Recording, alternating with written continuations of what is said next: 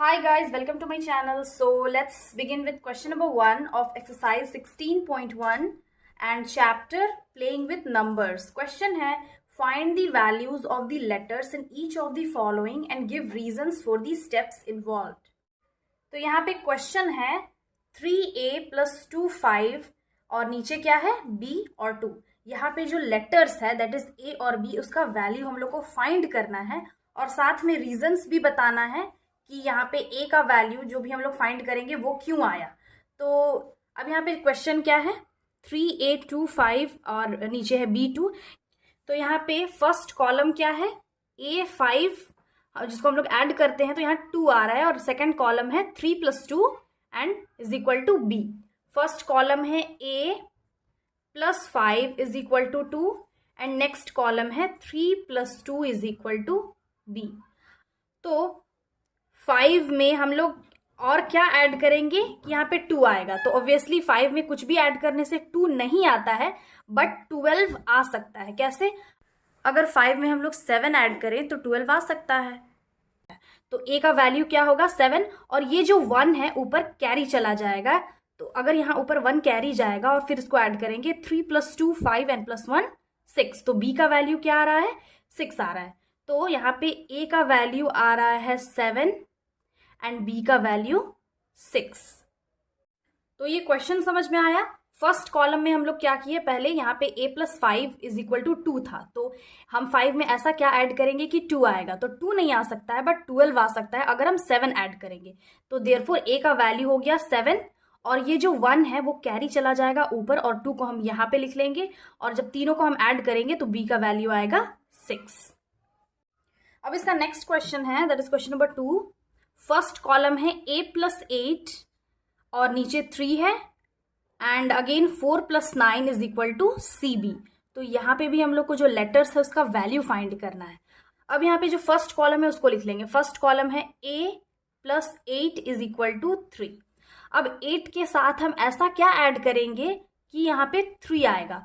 तो ऑब्वियसली 8 के साथ ऐसा कुछ और ऐड नहीं कर सकते हैं जो 3 आएगा. बट अगर 8 के साथ हम 5 ऐड करते हैं तो 13 आ सकता है. तो a का वैल्यू क्या हो गया 5 और 1 को हम यहाँ ऊपर कैरी दे देंगे और नीचे 3 है. अब तीनों को ऐड करेंगे तो 9 10 11 12 13 +1 14. तो अब जो नेक्स्ट कॉलम है उसमें हम 1 + 4 + 9 ऐड करेंगे तो आ जाएगा 14 विच इज इक्वल टू क्या था cb था. तो देयरफॉर यहाँ पे लिख सकते हैं a का वैल्यू 5 है, b का वैल्यू यहाँ पे क्या आया 4 है एंड c का वैल्यू 1 है. इसका थर्ड क्वेश्चन है 1a × a और इज इक्वल टू 9a है. अब a के जगह में हम ऐसा क्या वैल्यू पुट करेंगे कि यहाँ पे a का वैल्यू तो बस एक ही आना चाहिए और यहाँ 9 आना चाहिए. तो अब हम एक एक करके वैल्यू पुट करके देखते हैं. a के प्लेस में हम लोग 1 पुट करके देखते हैं तो यहाँ 1 1 हो जाएगा और नीचे अगर मल्टीप्लाई करते हैं तो 1 1 1 तो यहाँ आ रहा है यानी कि a का वैल्यू 1 आ रहा है. बट अगर 1 1 मल्टीप्लाई करेंगे तो यहाँ पे 9 तो नहीं आ रहा है, यहाँ 1 आ जा रहा है. तो a का वैल्यू 1 नहीं हो सकता है. हम लोग को एक चीज ध्यान रखना है कि जो a का वैल्यू है वो सेम आना चाहिए. तो अगर हम यहाँ पे 4 पुट करके देखते हैं तो 4 4 = 16 होता है तो 4 भी नहीं पुट हो सकता है. अगर 5 पुट करके देखते हैं तो 5 5 = 25. तो एक बार अगर 5 पुट करके हम लोग यहाँ पे देखते हैं तो 1 5 × 5 5 5 = 25 होता है. तो यहाँ पे 2 जो है ऊपर कैरी चला गया तो 5 1 = 5 6 7 यहाँ पे 75 आ रहा है. तो ये भी रॉन्ग होगा बिकॉज यहाँ ऑलरेडी यहाँ पे क्या दिया हुआ है टेंस प्लेस में 9 है. तो हम लोग को ये भी चीज़ ध्यान रखना है कि यहाँ पे 9 आना चाहिए कैलकुलेट करने के बाद. तो अब क्या हो सकता है यहाँ पे 6 6 = 36. अब एक बार 6 से करके देखते हैं. तो if a is equal to 6 then 1 यहाँ पे 6 a के जगह में 6 लिखते हैं. 6 6 = 36 होता है. तो यहाँ 6 लिखते हैं और ऊपर 3 कैरी दे देते हैं. तो 6 1 = 6 7 8 9. अब आ गया 96 सही बिकॉज टेंस के प्लेस में यहाँ 9 है और a का जो वैल्यू है तीनों वो सेम है. तो देयरफॉर यहाँ पे क्या लिख लेंगे a का जो वैल्यू होगा वो होगा 6.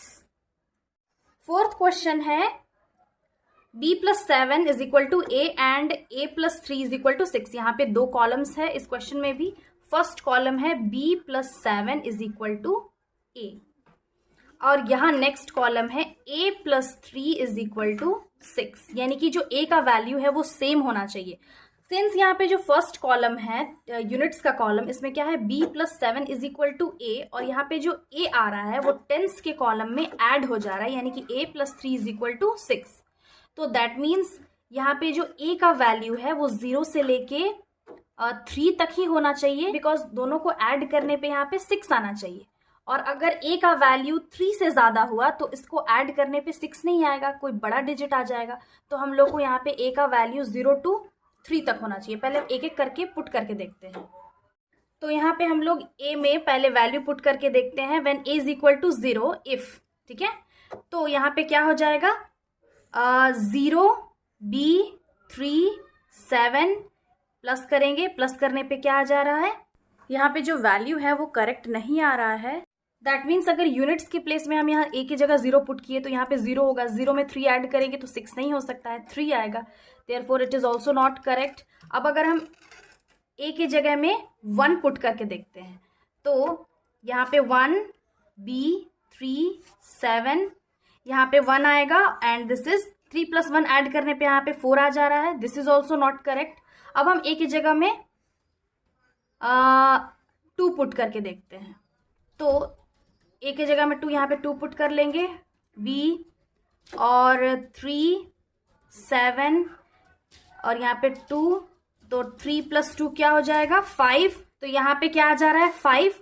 तो अब यहाँ पे 6 आने का चांसेस है। अब जो यहाँ पे इसका यूनिट्स कॉलम जो बन रहा है वो क्या बन रहा है, b plus 7 is equal to 2। तो अब हम 7 के साथ ऐसा क्या और नंबर ऐड करेंगे कि यहाँ पे 2 आना चाहिए, तो 2 तो नहीं आएगा बट 12 आ सकता है, तो हम 7 के साथ 5 ऐड करेंगे तो 12 आएगा। तो अगर हम 7 के साथ 5 ऐड करने पे क्या आ रहा है 12 आ रहा है, तो ये जो 1 है यहाँ ऊपर कैरी चला जाएगा और नीचे यहाँ पे 2 बचेगा, और तीनों को जब हम ऐड करेंगे दैट मीन्स जो टेंस का कॉलम है, नाउ टेंस कॉलम क्या है यहाँ पे 2 प्लस 3 प्लस ये कैरी वाला 1, तो यहाँ पे क्या आ गया 6 आ गया। तो देयरफॉर यहाँ पे हम लोग क्या लिख सकते हैं, a के जगह में 2 और b के जगह में 5, यहाँ पे 3, यहाँ पे 7, तो ये हो जाएगा 62, यानी कि 5 प्लस 7 इज इक्वल टू 12, यहाँ 1 कैरी चला गया, 2 प्लस 3 प्लस 1 ये आ गया 6। तो देयरफॉर a का क्या वैल्यू है, यहाँ पे a का वैल्यू है 2 और b का वैल्यू है 5। यहाँ पे जो 5th क्वेश्चन है वो है ab into 3 is equal to CAB। अब यहाँ पे हम लोग को a b c तीनों का वैल्यू फाइंड करना है, तो यहाँ पे जो फर्स्ट लेटर जिसका हम वैल्यू फाइंड करेंगे वो है b। तो अब यहाँ पे b में हम लोग ऐसा क्या नंबर पुट करेंगे, क्या वैल्यू होगा कि उसको मल्टीप्लाई करने पे वही नंबर आना चाहिए। अब जैसे कि यहाँ पे अगर हम 0 पुट करते हैं तो 3 0 0 ये आता है, तो अगर b का वैल्यू यहाँ आ गया 0। अब यहाँ पे क्या है, a का वैल्यू हम ऐसा क्या पुट करेंगे कि 3 से मल्टीप्लाई करने पे यहाँ पे a आना चाहिए, मतलब यूनिट्स प्लेस में वही वैल्यू आना चाहिए जो वैल्यू हम यहाँ पुट करेंगे। दैट मीन्स 3 के साथ हम ऐसा कौन सा नंबर को मल्टीप्लाई करेंगे कि मल्टीप्लाई करने के बाद जो उसका प्रोडक्ट है उसके यूनिट्स प्लेस में भी वही वैल्यू आना चाहिए। तो अगर 3 0 0 यहाँ पे भी करते हैं तो ये तो 0 आ जाएगा, बट यहाँ पे अगेन हम लोग को c दिया हुआ है और c का वैल्यू फाइंड करना है। तो 3 2 6 होता है, तो ये भी पुट नहीं कर सकते हैं। 3 3 9 होता है, ये भी नहीं आ सकता है। एंड 3 4 12, 3 5 15, यानी कि 3 इंटू 5 से मल्टीप्लाई करने पे यहाँ पे 15 आता है, तो दैट मीन्स इसके यूनिट्स प्लेस पे 5 आ रहा है। तो यहाँ पे हम लोग a की जगह में 5 पुट करते हैं, तो 5 इंटू 15, दैट मीन्स a का वैल्यू क्या आ गया, a का वैल्यू 5, b का वैल्यू 0 और c का वैल्यू 1 आ गया है। सो देयरफॉर अगर हम a के जगह में 5 पुट करते हैं और b के जगह में 0 पुट करते हैं, 50 को अगर 3 से मल्टीप्लाई करेंगे तो इसका वैल्यू आएगा, c के प्लेस में क्या पुट कर लिए हैं 1, a के जगह में 5 और b 0, तो 50 इंटू 3 मल्टीप्लाई करने पे 150 आता है। तो दैट मीन्स ये जो इसका वैल्यू आ गया a b c ये तीनों करेक्ट है। सो आई होप ये सॉल्यूशन समझ में आ गया होगा। Again I will be back with the next video solving the remaining questions of this exercise. Till then have a nice day. Thanks for watching.